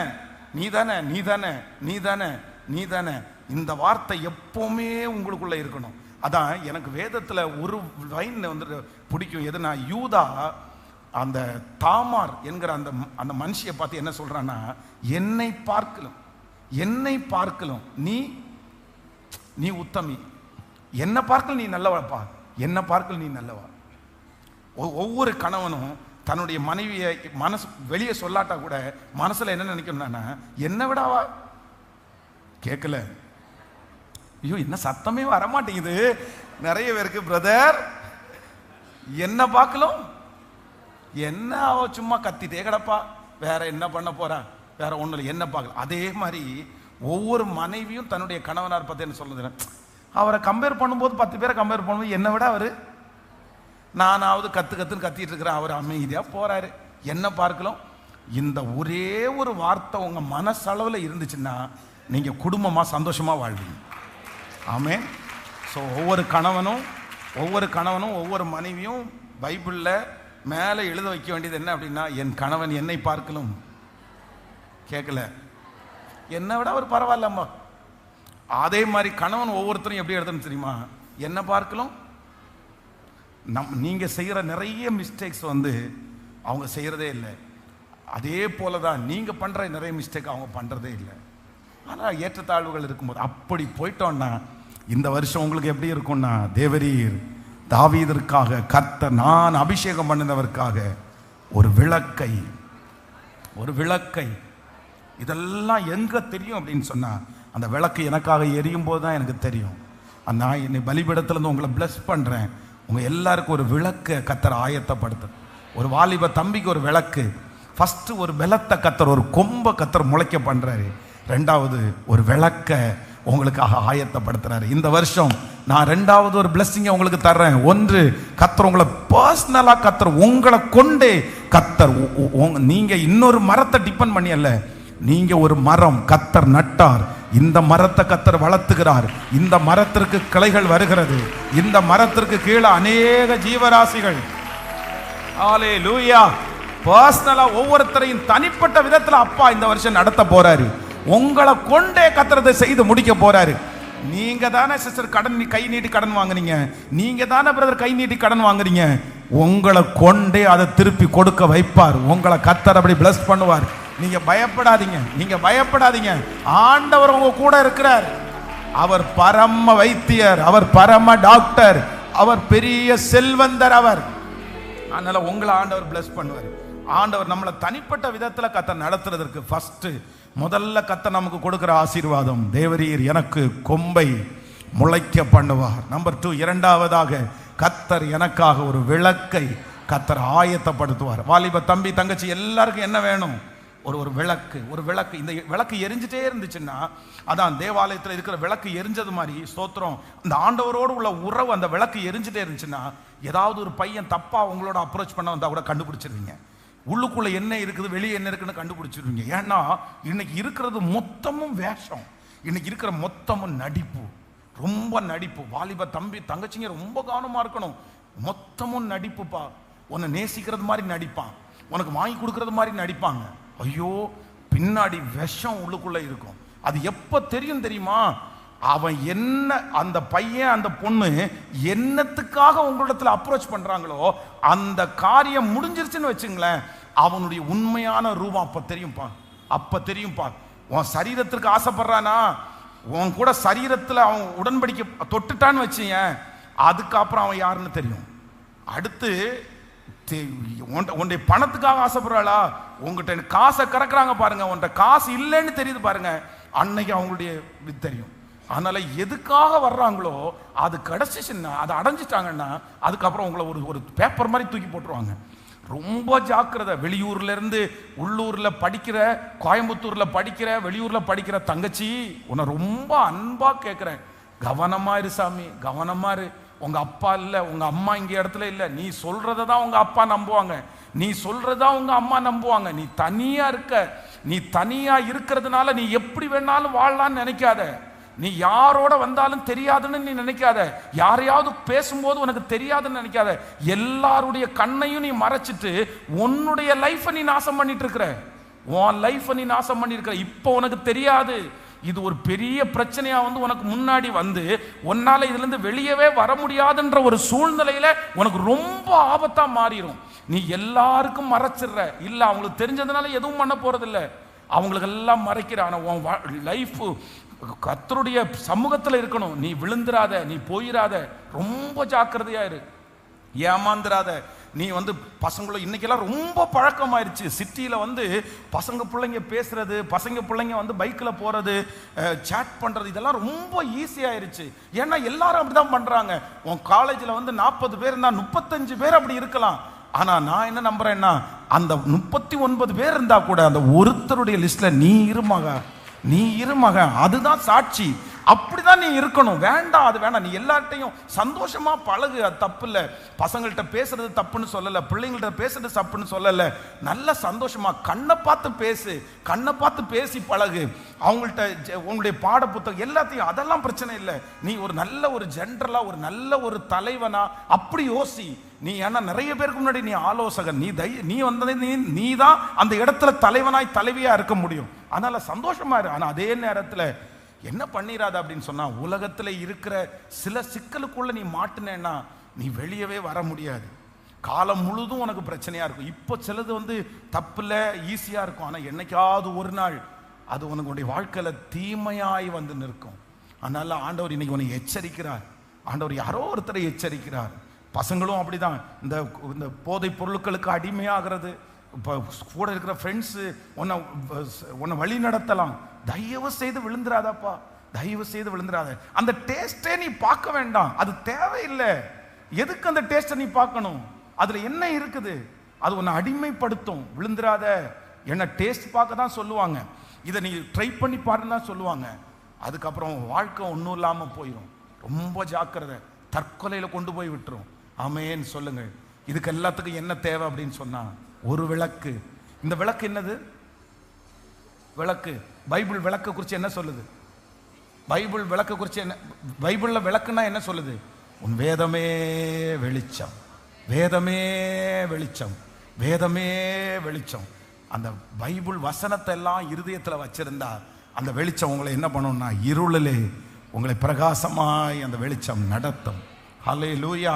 ஸோ இன்னையோட மனம் திரும்பி ஆண்டவர் உங்களை மீட்டெடுக்கிறதுக்கு கர்த்தர் கிருபை செய்வார். நம்பர் 3, மூன்றாவது ஒரு காரியத்தை வேகமாய் சொல்லி நான் முடிக்கிறேன். வாசிக்கலாம். 18வது வசனத்தை வாசிக்கலாமா? 18வது வசனத்தை வாசிக்கலாம். ஆமேன். அவன் சத்துருக்களுக்கு வெட்கத்தை உடுத்துவேன், அவன் மீதிலோ அவன் கிரீடம் பூக்கும். சொல்லுங்கள் எல்லாரும், அவன் சத்துருக்களுக்கு வெட்கத்தை உடுத்துவேன். ஆமேன். அவன் மீதிலோ அவன் கிரீடம் பூக்கும். ஹல்லேலூயா. ஃபர்ஸ்ட் கொம்பு, இன்னொன்று விளக்கு, இன்னொன்று இப்போ 3வது கர்த்தர் ஒன்று கொடுக்குறாரு. என்ன கொடுக்குறாருன்னா, அவன் கிரீடம், அவன் கிரீடம், அவன் கிரீடம். நான் நம்புறேன் உங்களுக்கு கர்த்தர் இந்த வருஷத்துல சொன்னபடியே கர்த்தர் ஒரு ஆளுகை கர்த்தர் தருவார். எந்தெந்த இடத்திலெல்லாம் சிறுமைப்பட்டீர்களோ, எந்தெந்த இடத்திலெல்லாம் மன கஷ்டத்தை அனுபவித்தீர்களோ, அங்கெல்லாம் ஆண்டவர் உங்களுக்கு ஒரு புகழ்ச்சியை கொடுத்து ஒரு கிரீடம் உங்கள் தலையின் மேல் பூக்க போகிறது. கர்த்தர் ஒரு அங்கீகாரத்தை கர்த்தர் வைக்க போகிறார். கிரீடம் என்கிறது எல்லாருக்கும் கொடுக்கப்படுகிறது அல்ல, ஜெயிக்கிற ஒரு பர்சனுக்கு கொடுக்கிறது கிரீடம், வெற்றியாளனுக்கு கொடுக்கிறது ஒரு கிரீடம், தலைமைத்துவத்திலே இருக்கிறவனுக்கு கொடுக்கப்படுகிறது ஒரு கிரீடம். ஆமென். அந்த கிரீடத்தை கர்த்தர் வெற்றி அடைய பண்ணி தலைமைத்துவத்தை கர்த்தர் கொடுத்து, நான் பார்க்கிறேன், நான் இந்த சத்தத்தை கேட்கிற ஒவ்வொருத்தரையும் ஆசீர்வதிக்கிறேன். இந்த வருஷம் முடிகிறதற்குள்ள உங்களுக்குரிய ஒரு கிரீடம் உங்க தலையின் மேல வைக்கப்படட்டும். கடனை முடிச்சிட்டாங்கன்ற ஒரு கிரீடம் உங்க தலை மேல வைக்கப்படும். ஒரு நல்ல வேலையில அவன் போயிட்டான் அப்படின்ற ஒரு கிரீடம் உங்க தலையின் மேல வைக்கப்படும். ஓ ஹல்லேலூயா. கர்த்தர் அவனை இதிலிருந்து மீட்டெடுத்தார் என்கிற ஒரு கிரீடம். ஹல்லேலூயா. அவன் சத்துருக்களுக்கு வெட்கத்தை உடுத்துவேன், அவன் மீதோ கிரீடம் பூக்கும். ஸோ இந்த வருஷம் முடிகிறதுக்குள்ள இந்த 3ஐயும் கர்த்தர் நம்மளுக்கு கொடுப்பாராக. நம்ம எல்லாரும் வாங்கிடணும். வாங்கிட்டு இந்த வருஷத்துல தனித்துவமாய் கர்த்தர் என்னை நிறுத்த போகிறார். 1, எனக்காக கர்த்தர் ஒரு கொம்பை முளைக்க பண்ணுகிறார். நம்பர் 2, எனக்காக ஒரு விளக்கை கர்த்தர் ஆயத்தம் பண்ணுகிறார். நம்பர் 3, மூன்றாவதாக எனக்கு கர்த்தர் ஒரு கிரீடத்தை கர்த்தர் பூக்க பண்ணுகிறார். ஹல்லேலூயா. முளைக்க பண்ணுகிறார், எனக்காக ஆயத்தம் பண்ணுகிறார், எனக்காக பூக்க பண்ணுகிறார் கர்த்தர். So God bless you. இந்த 2வது வாரமும் உங்க எல்லாரையும் bless பண்றேன். இந்த 2வது வாரமும் உங்களுக்கு ஏற்ற வார்த்தைகளை கர்த்தர் உங்களுக்கு தந்திருக்கிறாரு. இந்த வருஷத்தை விட்டுறாதீங்க, இந்த வருஷத்தை விட்டுறாதீங்க. இந்த வருஷம் உங்களுக்கான வருஷம். இந்த வருஷம் தலையெழுத்துகள் மாறுகிற ஆண்டு. இந்த வருஷம் கர்த்தர் உங்களை கனப்படுத்துகிற ஆண்டு. பயப்பட வேண்டாம், தைரியமா இருங்க, தைரியமா இருங்க. உங்க கை விட்டு போனது உங்க கையில திரும்பி வரும். உங்க கையிலிருந்து உருவி கலண்டு விழுந்தது உங்க கையை நீட்டி கர்த்தர் எடுக்க பண்ணுவார். அவன் கையிலிருந்து உருவி விழுந்த அந்த கோடாரி அது எவ்வளவோ ஆழத்துல விழுந்தாலும் மிதக்க பண்ணுகிற ஒரு தேவனுடைய கரம், மிதக்க பண்ணுகிற ஒரு கொம்பு, நமக்காக வெட்டப்பட்ட ஒரு கொம்பு, நமக்காக சிலுவையில் அறையப்பட்ட ஒரு தேவன் இருக்கிறார். அவருடைய மரம், அந்த கொம்பு அந்த தண்ணீர் மேல் விழும். அப்பொழுது ஆமென், இழந்து போன அந்த இரும்பு மிதக்கும். நீங்க கையை நீட்டி எடுப்பீங்க பிரதர், கையை நீட்டி எடுப்பீங்க சிஸ்டர், கையை நீட்டி எடுப்பீங்க. உங்க கை விட்டு போனதை கடினமாய் அல்ல, கஷ்டத்தோடு அல்ல, கர்த்தர் உங்களுக்கு முன்னாடி மிதக்க பண்ணி கை நீட்டி தொட்ட உடனே பக்கத்துல உங்களுக்கு கிடைக்கும். அருகாமையில நீந்தி வரும். உங்க பக்கத்துல கர்த்தர் நீந்தி வர பண்ணுகிறதற்கு வல்லவர். ஹல்லேலூயா. எழும்பி நிற்கலாமா எல்லாரும்? Thank you Jesus, thank you Jesus. கர்த்தர் என்னை தெரிந்து கொண்ட கர்த்தர். பட் ஆமென், என்னை தெரிந்து கொண்ட கர்த்தர், என்னை செலக்ட் பண்ணின கர்த்தர், என் மூலமாய் என்னை கொண்டு. சிஸ்டர், நீங்க வீட்டில் இருக்கிறதுக்காக நீங்க என்னமோ சாதாரணமான ஒரு பெண்மணியா நினைக்காதீங்க. நான் நம்புறேன் கர்த்தர் உங்களை ஜெபிக்க வைப்பார். இந்த வருஷம் உங்க ஜெபத்தின் மூலமா உங்க குடும்பம் கட்டப்படும். விசுவாசிக்கிறீர்களா? வீட்டில் இருக்கிற அம்மாங்களால இந்த வருஷம் வீடு கட்டப்பட போகுது. இந்த செய்தி எனக்குரியதில்லைன்னு சொல்லாதீங்க, எல்லாருக்கும் உரியது. நீங்க முழங்கால் படி போடுவீங்க, உங்க பிள்ளை மனம் திரும்பும். நீங்க முழங்கால் படி போடுவீங்க, அந்த கடன் அடைக்கப்படும். கர்த்தர் ஒவ்வொருத்தரையும் பர்சனலா இந்த வருஷம் கர்த்தர் என்ன பயன்படுத்த போறாரு? கர்த்தர் என்ன பயன்படுத்த போறாரு சொல்லுங்க. இந்த வருஷம் கர்த்தர் என்ன பயன்படுத்த போறாரு? ஆண்டவரே, ஒவ்வொருத்தருக்கும் ஒவ்வொரு வெற்றி. ஹல்லேலூயா.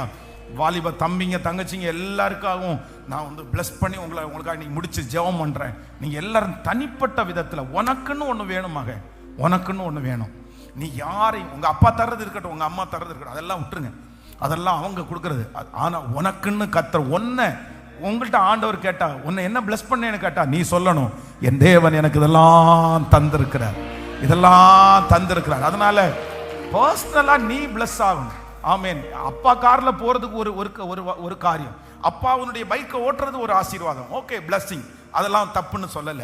அப்பாவுடைய பிசினஸ்ல கண்டினியூ பண்றது அது ஒரு பிளஸ்ஸிங், தப்பு இல்லை, அதெல்லாம் ஒண்ணும் இல்லை. ஆனா உங்க பார்த்துக்கு என்ன பண்ணீங்க? உங்களை ஆண்டவர் என்ன ஆசீர்வதிச்சாரு? நீங்க உங்க பிள்ளைகளுக்கு சொல்றதுக்கு என்ன வச்சிருக்கிறீங்க?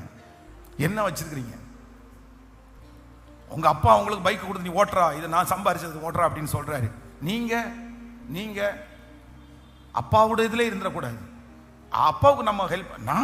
நீ ஒரு நாள் கார் வாங்கணும் மகன். அந்த கார்ல யாரை உட்கார வைக்கணும்னா, டாடி ஒரு கார் வாங்கியிருக்கேன், வாங்க டாடி உட்காருங்க.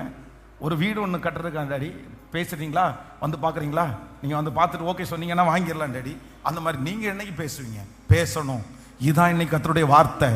ஏன்னா கர்த்தர் உன்னை அப்பாவை ஆசீர்வதிப்பேன்னு சொல்லலை, கர்த்தர் உன்னையும் நான் ஆசீர்வதிப்பேன், சந்ததியை நான் ஆசீர்வதிப்பேன். அப்பாவை மட்டும் இல்லை, உங்களை பிளஸ் பண்ணுவாரு. அதனால ஒவ்வொருத்தரையும் இண்டிவிஜுவலா.